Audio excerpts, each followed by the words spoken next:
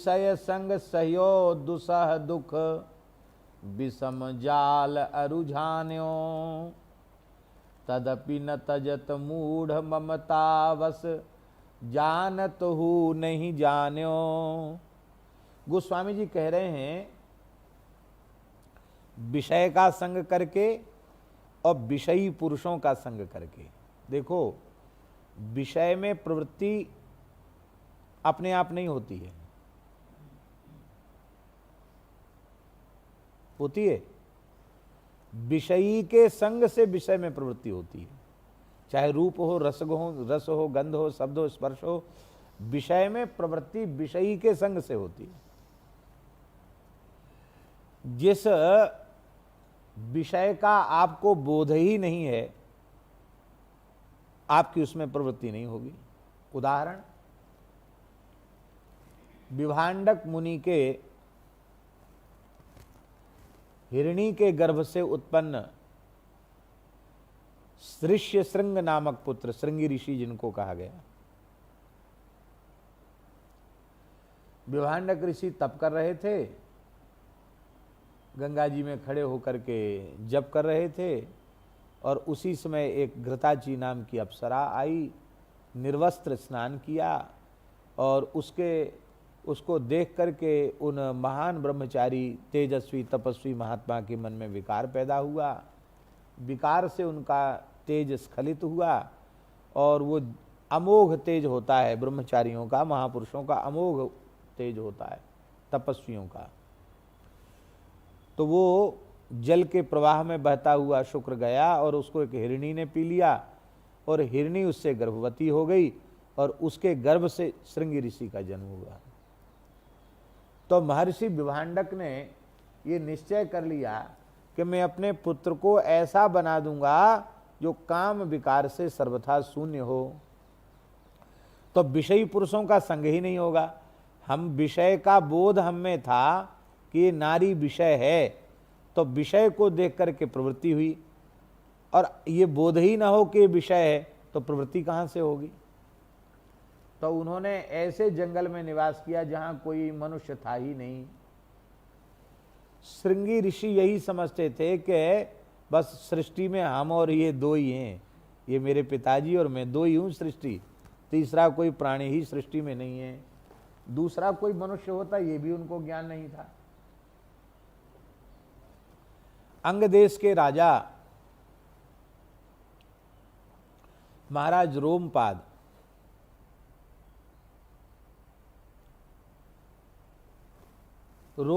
के राज्य में अकाल पड़ गया। ब्राह्मण क्षुब्ध होकर के रोमपाद के यहाँ से चले गए थे। ब्राह्मणों के तिरस्कृत होने, ब्राह्मणों के दुखित होने से इंद्र रुष्ट हो गए और राज्य में अकाल पड़ गया, हाहाकार मच गया। बहुत उपाय किए गए लेकिन सुवृष्टि नहीं हुई, अकाल की समस्या दूर नहीं हुई। तब ऋषियों ने कहा कि कोई ऐसा ब्राह्मण यहाँ आ जाए जो सर्वथा काम विकार से शून्य हो, तो इस भूमि का दोष समाप्त हो जाएगा और इंद्र प्रसन्न होकर वर्षा करने लग जाएंगे। राजा बोले, महाराज ऐसा काम विकार शून्य कोई प्राणी तो मिलेगा ही नहीं। बोले, नहीं है तो सही। विभांडक मुनि के पुत्र ऋष्यशृंग हैं, वे युवा हो गए हैं लेकिन उनको विकार छू तक नहीं गया, विकार समझते नहीं विकार होता क्या है।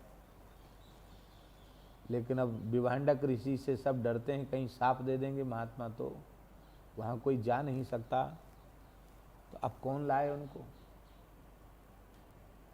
तो रोमपाद राजा के राज्य की गणिकाएं थीं, गणिका।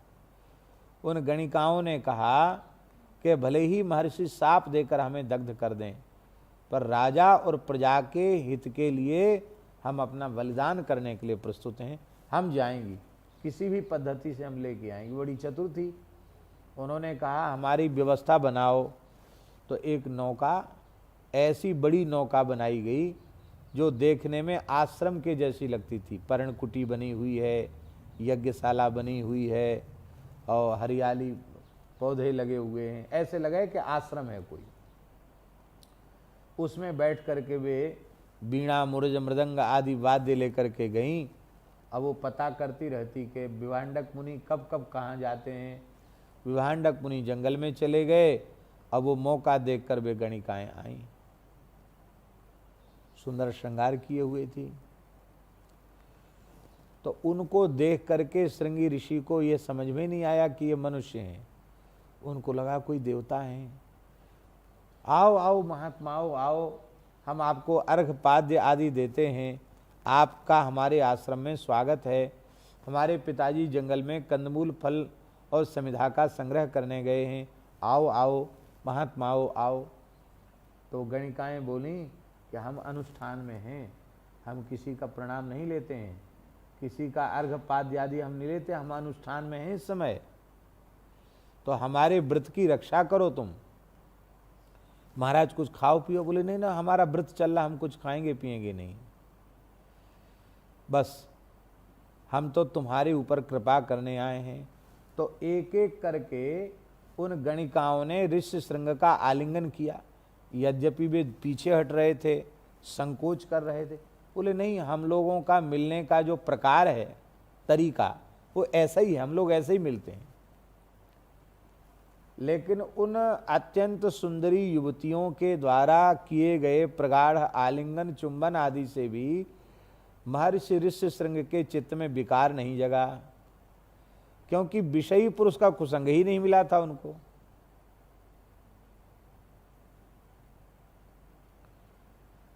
और महाभारत में तो लिखा है कि वे पूछने लगे उनसे कि महात्माओं, हमारे तो ये सब यहाँ बाल निकल आए हैं, तुम्हारे दाढ़ी मूछ क्यों नहीं है? वो पूछने लगे।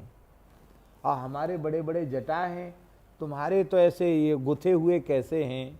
या हमारे तो कपड़ा जो है वृक्ष की छाल है, और तुम्हारा कपड़ा इतना अच्छा, ये क्या पहने हुए हो?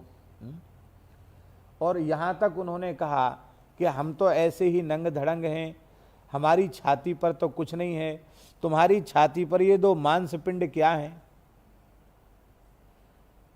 अब उन्हें बिल्कुल विकार नहीं है, भोले बच्चे के जैसी बात कर रहे हैं वो।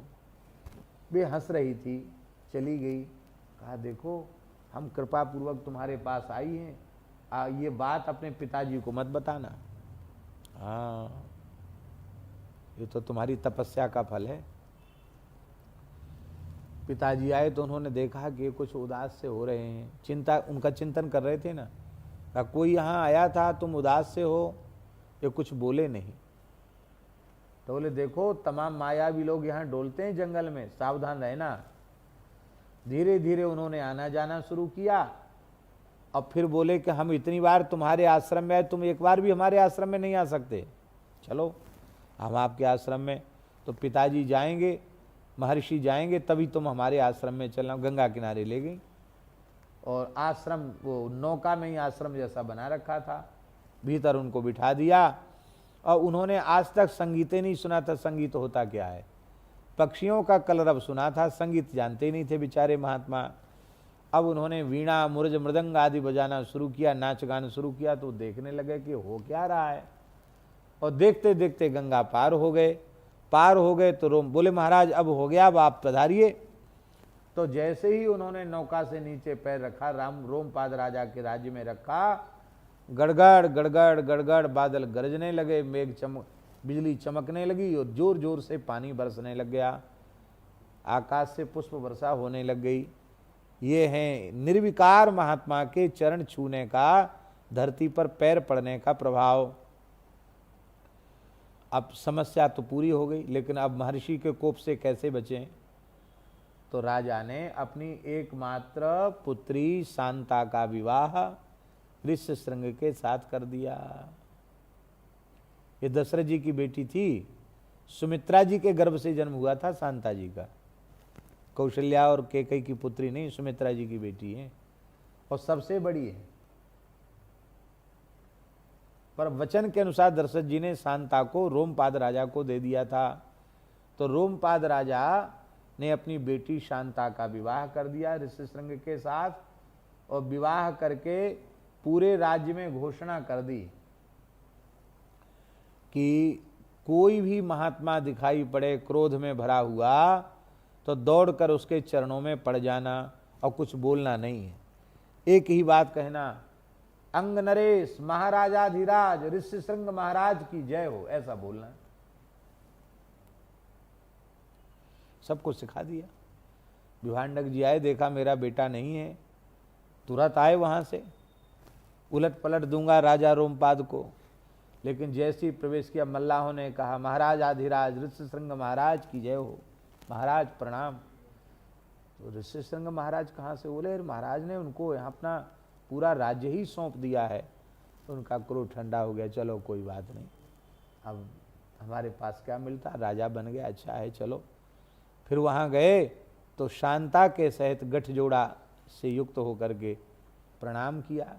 महर्षि ने आशीर्वाद दिया, बोले हम तो तपोवन को जा रहे हैं, लेकिन तुम अपनी ऋषिता का त्याग नहीं करना। तब ऋष्यशृंग महाराज हैं उसी पद्धति से, ऋषियों की पद्धति से ही शांता के सहित उन्होंने अपने जीवन को व्यतीत किया। वाल्मीकि में लिखा है ऋष्यशृंगस्तु जामाता तब पुत्रान विधास्यति।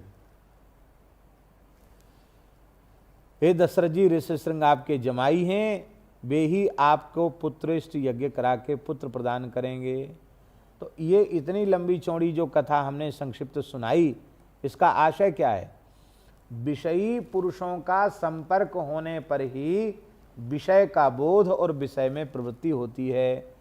तो ठीक इसी प्रकार से निर्विषय अंतःकरण जिनका हो चुका है, ऐसे महात्माओं का संग करने से जीव निर्विषय हो जाता है। बोलो भक्तवत्सल भगवान की जय। तो विषय से भय नहीं है, विषयी से भय है।